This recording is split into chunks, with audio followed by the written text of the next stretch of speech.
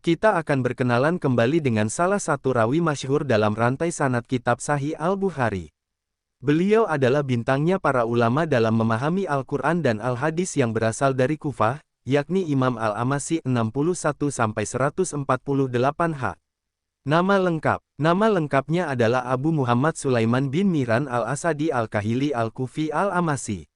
Al-Amasi lahir di Tabaristan, wilayah subur yang berada di sebelah selatan Laut Kaspia, masuk wilayah negara Iran pada tahun 61 Hijriah. Walaupun lahir di Tabaristan, Imam Al-Amasi tidak tumbuh besar di sana. Melainkan beliau tumbuh besar di kota Kufah, karena sejak kecil beliau ikut pindah ke Kufah bersama ibunya. Menurut Abu Nuaim, Imam Al-Amasi adalah seorang imam yang teguh pendiriannya. Seorang rawi hadis yang sikah, dan fatwanya didengarkan oleh umat. Imam Al-Amasi juga merupakan seorang ulama yang banyak mengamalkan ilmunya dan seseorang yang ahli dalam beribadah. Generasi Imam Al-Amasi termasuk dalam tabakat tabi'in generasi terakhir. Beliau masih bertemu dengan sahabat Anas bin Malik, dan meriwayatkan hadis dari beliau walaupun tidak secara langsung. Keahliannya dalam memahami Al-Quran dan Al-Hadis membuat beliau pendapat gelar Al-Musaf karena kecerdasan dan kejujurannya.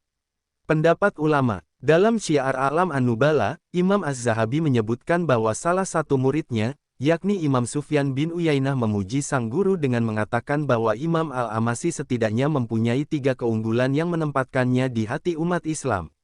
Imam Al-Amasi adalah orang paling fasih membaca Al-Quran, paling banyak hafalan hadisnya, dan ahli dalam bidang faraid warisan, serta beberapa keunggulan lainnya. Imam Az-Zahabi juga menyebutkan bahwa Imam Waqi' bin Al-Jarrah guru Imam Asy-Syafi'i menjadi saksi kesalehan Imam Al-Amasi, di mana beliau tidak pernah tertinggal dari takbir salat, selalu salat di awal waktu selama 70 tahun. Dan salah satu murid terbaiknya, yakni Imam Syu'bah bin Hajjaj W. 160H, yang menjadi salah satu kakek guru ideologis Imam Al-Bukhari, mengatakan kalau dirinya Imam Syu'bah tidak pernah mendengar seseorang yang membacakan hadis sebaik Imam Al-Amasi. Guru-guru Al-Amasi diantaranya antara lain Abdullah ibnu Abi Aufa, Zaid bin Wahab, Ismail bin Raja, Abu Hazim Asy-Syuja'i, Adi bin Sabit, Imarah bin Al-Kaka, Mujahid bin Jabar, Munzir Ats-Sauro, Abu Sholih, Said bin Ubaidah. Masih banyak guru-guru Al-Amasi dari kalangan tabi'in generasi awal dan menengah. Murid-muridnya antara lain Syu'bah bin Hajjaj, Sufyan Ats-Sauro, Sufyan bin Uyainah, Abdullah bin Al-Mubarak, Abu Usamah, Fudail bin Iyad, Abu Bakar bin Ayasi, Sulaiman At-Taimi, Abu Ishaq Al-Fazari, Jarir bin Abdul Hamid. Para muridnya ini kebanyakan berasal dari generasi Atba' At-Tabi'in, kemudian menjadi rawi hadis yang sikah, yang meriwayatkan hadis dari Al-Amasi. Dalam kitab Sahih Al-Bukhari maupun kutub as-sitah lainnya, nama Imam Al-Amasi tertulis abadi dalam rantai sanadnya.